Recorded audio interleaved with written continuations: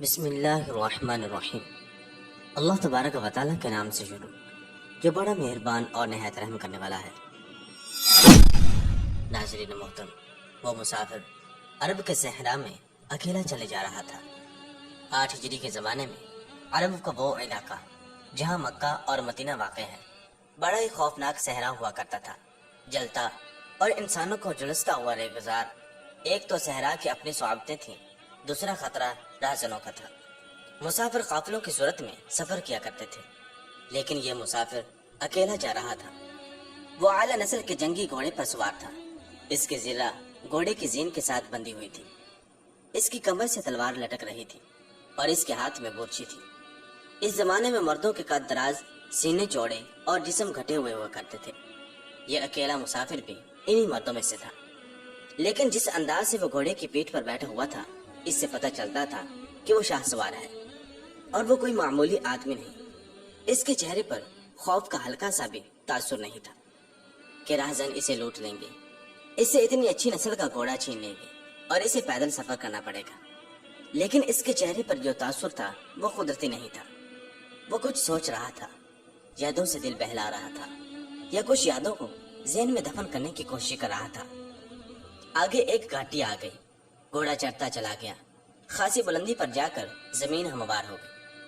سوار نے گھوڑا روک کر اسے گھمایا اور رکابوں پر کھڑے ہو کر پیچھے دیکھا۔ اسے مکہ نظر نہ آیا۔ مکہ افق کے نیچے چلا گیا تھا۔ اسے جیسے آواز سنائی دی ہو، ابو سلیمان، اب پیچھے نہ دیکھو، مکہ کو ذہن سے اتار دو، تم مرد میدان ہو، اپنے آپ کو 2 حصوں میں نہ کٹنے دو، اپنے فیصلے پر قائم رہو، تمہاری منزل مدینہ ہے۔ اس نے مکہ کی سمت سے نگاہیں ہٹا لی، گھوڑے کا رخ مدینے کی طرف کیا اور باغ کو ہلکا سا جھٹکا دیا۔ گھوڑا اپنے سوار کے اشارے سمتا تھا، نبی تلی چال چڑھ پڑا۔ سوار کی عمر 43 برس تھی، لیکن وہ اپنی عمر سے جوان لگتا تھا۔ سلیمان اس کے بیٹے کا نام تھا، اس کے باپ کا نام الولید تھا، لیکن سوار نے خالد بن ولید کی بجائے ابو سلیمان کہلوانا زیادہ پسند کیا۔ اسے معلوم نہ تھا کہ تاریخ اسے خالد بن ولید کے نام سے یاد رکھے گی اور یہ نام اسلام کی عسکری روایات اور جذبے کا دوسرا نام بن جائے گا۔ مگر 43 برس کی عمر میں جب خالد مدینے کی طرف جا رہا تھا، اس وقت وہ مسلمان نہیں تھا۔ چھوٹی چھوٹی جھڑپوں کے علاوہ وہ مسلمانوں کے خلاف 2 جنگیں، جنگ احد اور جنگ خندق لڑ چکا تھا۔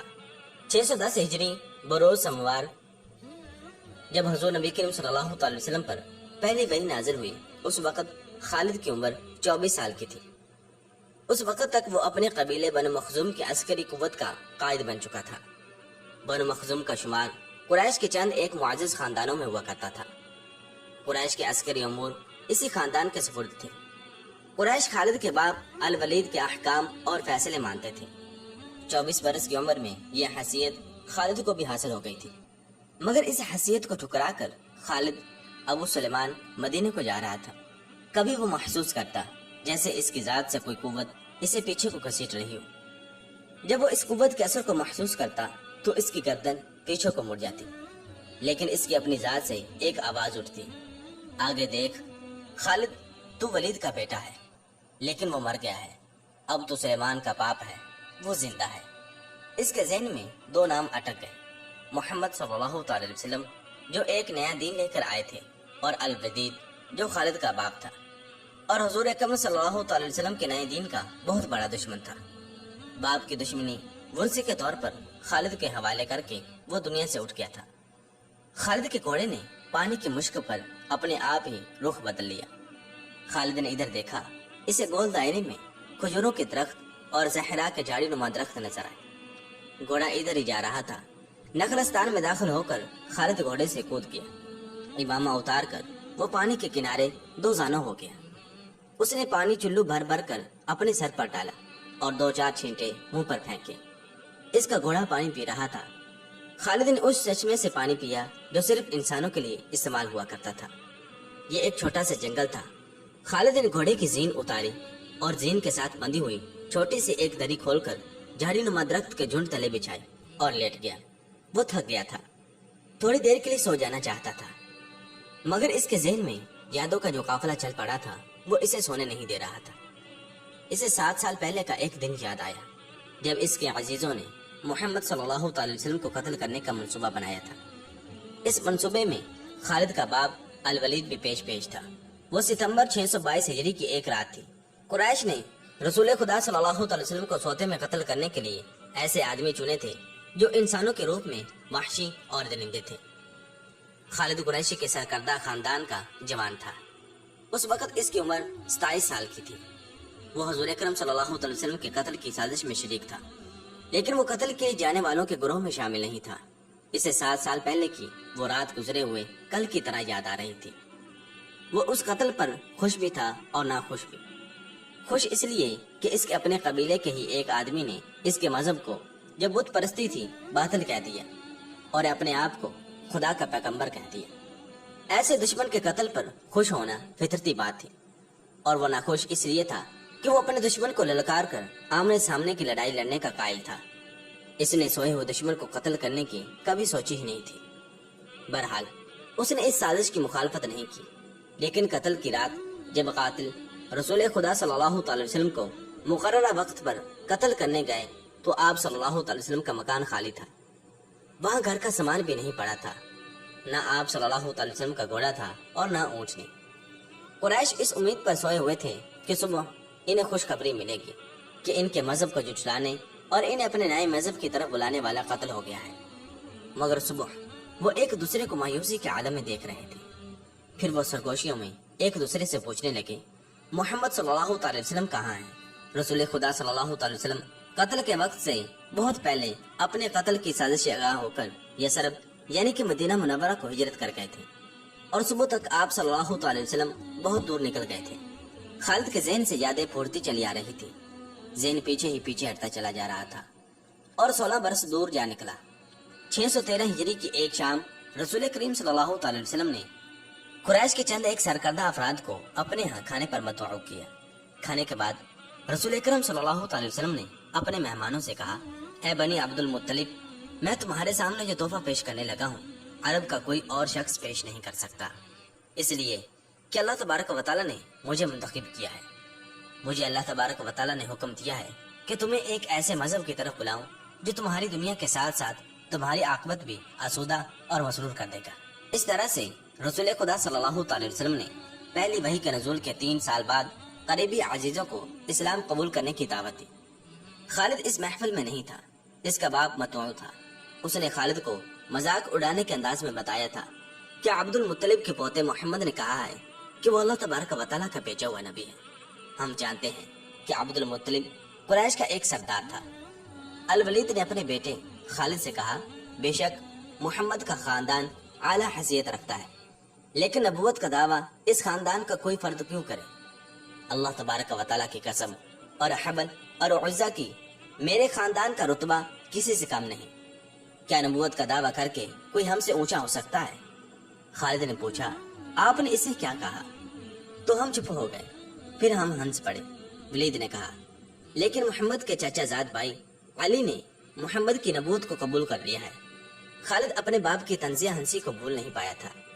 خالد کو 629 ہجری کے ایک روز مکہ اور مدینہ کے راستے میں ایک نخلستان میں لیٹے ہوئے وہ وقت یاد آ رہا تھا۔ رسول خدا صلی اللہ علیہ وسلم جن کی نبوت کو قریش کے سردار قبول نہیں کر رہے تھے اور زیادہ تر مفلس لوگوں نے اسلام قبول کر لیا تھا، اس سے نبی کریم صلی اللہ علیہ وسلم کے حوصلے میں جان آ گئی اور آپ صلی اللہ علیہ وسلم نے اسلام کی تبلیغ تیز کر دی۔ آپ صلی اللہ تعالی علیہ وسلم بت پرستی کے خلاف تھے۔ طلوع اسلام سے پہلے عرب ایک خدا کو مانتے تھے، لیکن وہ اس کے ساتھ ساتھ بتوں کو بھی پوجتے تھے۔ انہیں وہ دیویاں اور دیوتا کہتے تھے اور انہیں اللہ تبارک و تعالیٰ کے بیٹے اور بیٹیاں مانتے تھے۔ وہ ہر بات میں اللہ تبارک و تعالیٰ کی قسم کھاتے تھے۔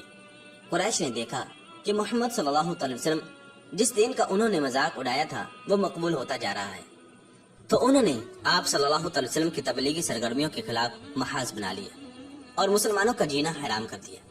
خالد کو یاد آ رہا تھا کہ اس نے اللہ تبارک و تعالیٰ کے رسول کو گلیوں اور بازاروں میں لوگوں کو اکٹھا کر کے ان اسلام قبول کرنے کی دعوت دیتے اور بتاتے دیکھا تھا کہ بت انہیں نہ فائدہ دے سکتے ہیں نہ نقصان۔ عبادت کے لائق صرف اللہ تبارک و تعالیٰ ہے، وہ وحدہ لا شریک ہے۔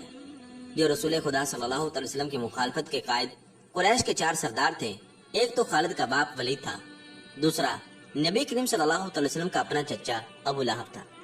तीसरा, अबू सुफियान, और चौथा अबुल हकम था, जिसे दुनिया आज अबू जहल के नाम से याद करती है, जो खालिद का चचा जाद भाई था। मुसलमानों पर सबसे ज्यादा जुल्म और तशद्दुद इसी लानती ने किया था। वो जहालत की हद तक कीना परवर और मुस्लिम कश था, इसलिए मुसलमान इसे अबू जहल कहने लगे थे।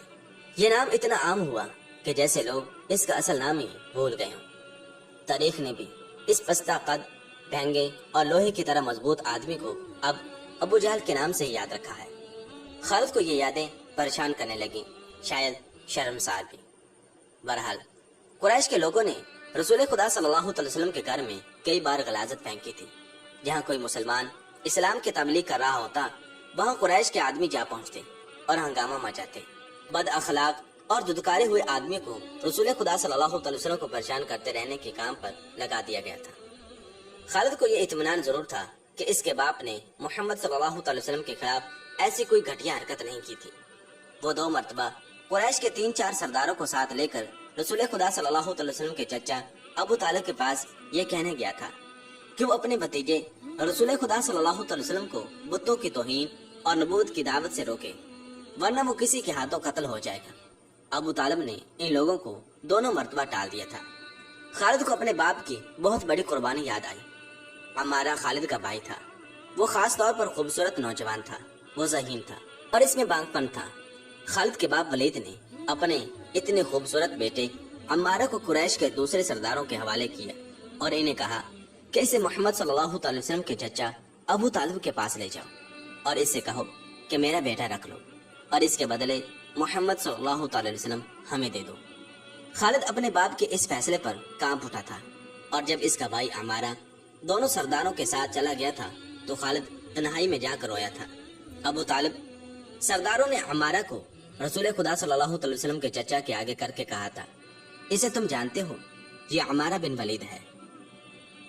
तुम ये भी जानते हो कि बनु हाशिम ने, जिसके तुम सरदार हो, अभी तक इस जैसा अक्लमंद जवान पैदा नहीं किया।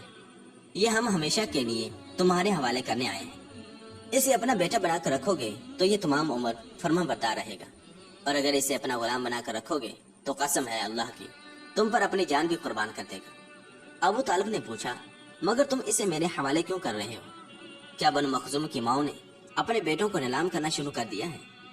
कहो इसकी कितनी कीमत है?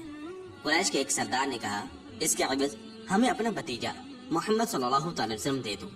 तुम्हारा ये भतीजा तुम्हारी रुसवाई का बाइस बन गया है। इसने तुम्हारे आबाओ अजदाद के मजहब को रद्द करके नया मजहब बना लिया है। क्या तुम देख नहीं रहे कि इसने कबीले में आदमी को आदमी का दुश्मन बना दिया है? अबू तालिब ने कहा, तुम मेरे भतीजे को ले जाकर क्या करोगे? कुरैश के दूसरे सरदार ने जवाब दिया, कत्ल। हम मोहम्मद सल्लल्लाहु अलैहि वसल्लम को कत्ल कर देंगे। ये बेइंसाफी नहीं होगी। तुम देख रहे हो कि हम तुम्हारे भतीजे के बदले तुम्हें अपना बेटा दे रहे हैं। ये बहुत बड़ी बेइंसाफी होगी। अबू तालिब ने कहा, तुम मेरे भतीजे को कत्ल करोगे और मैं तुम्हारे बेटे को पालूंगा और इस पर खर्च करूंगा और इसे बहुत अच्छी जिंदगी दूंगा। मेरे पास कैसा इंसाफ लेकर आए हो? मैं तुम्हें इज्जत से रुखसत करता हूँ। खालिद ने जब अपने भाई को अपने सरदारों के साथ वापस आते देखा और सरदारों से सुना कि अबू तालिब ने यह सौदा कबूल नहीं किया, तो खालिद को दिली तौर पर मुसरत हासिल हुई थी। मोहम्मद सल्लल्लाहु अलैहि वसल्लम का तुमने क्या बिगाड़ लिया था? अबू सलमान खालिद की जात से एक सवाल उठा। उसने ख्यालों ही ख्यालों में सर हिलाया और दिल ही दिल में कहा, कुछ नहीं। बेशक मोहम्मद सल्लल्लाहु अलैहि वसल्लम का जिस्म ताकतवर है, लेकिन रकाना बिन अब्द यजीद जैसे पहलवान को उठाकर पटकने के लिए सिर्फ जिस्मानी ताकत काफी नहीं। रकाना बिन अब्द यजीद रसूल करीम सल्लल्लाहु अलैहि वसल्लम का चाचा था, जिसने इस्लाम कबूल नहीं किया था। अरब का माना हुआ पहलवान था। नामी गिरामी पहलवान आए जिन्हें उसने एक ही दाव में पटक कर उठने के काबिल न छोड़ा। वो वहशी इंसान था, सिर्फ लड़ना और मारना जानता था। खालिद को वक्त याद आने लगा जब मुसलमानों को तंग करने वाले 3-4 आदमियों ने एक दिन रकाना पहलवान को खूब खिलाया और पिलाया और इससे कहा था कि तुम्हारा भतीजा मोहम्मद सल्लल्लाहु अलैहि वसल्लम किसी का हाथ नहीं आता और ना ही अपनी तबलीग से बाज आता है, ना किसी से डरता है, और लोग इसकी बातों के जादू में आते चले जा रहे हैं। क्या तुम इसे सीधा नहीं कर सकते? क्या तुम मेरे हाथों में इसकी हड्डियां तोड़वाना चाहते हो?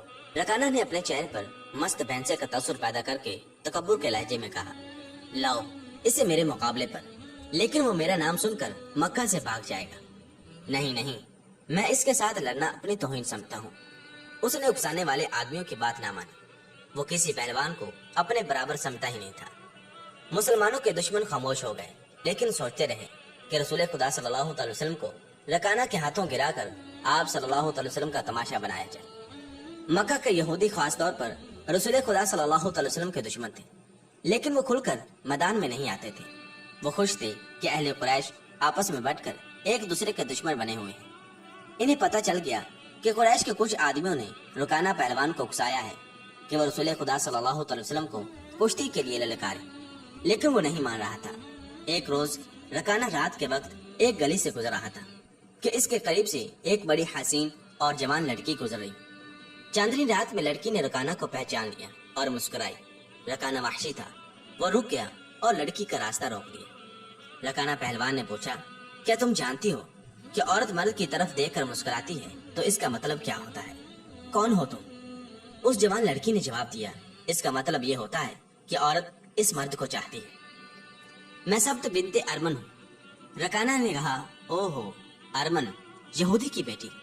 پھر اس نے لڑکی کے کندھوں پر ہاتھ رکھ کر اسے اپنے قریب کر کے بولا، کیا میرا جسم تجھے اب اتنا اچھا لگتا ہے، اور کیا میری طاقت نے تمہیں مایوس کر دیا ہے؟